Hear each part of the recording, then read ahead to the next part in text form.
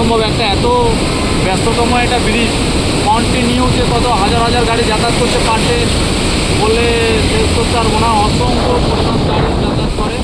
কারণ এটা বাঁকুড়া দুর্গাপুরকে পুরো কানেক্ট করছে। শুধু বাঁকুড়া নয়, এখান থেকে পুরুলিয়া যাচ্ছে, অনেক জায়গায় এটা চলে যাচ্ছে।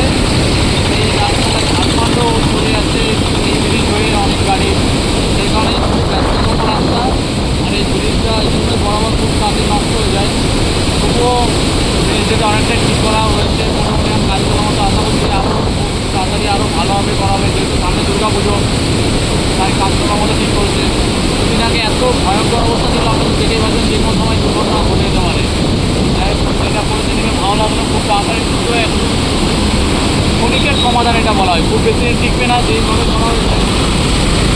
আর এই নিম্নচাপের মধ্যে সম্ভবও নয় এর থেকে ভালো কিছু করার। সেই জন্য মনে হয় নিম্নচাপ কাছে হয়তো সুন্দর করে আবার বানানো হবে রাস্তাটাকে।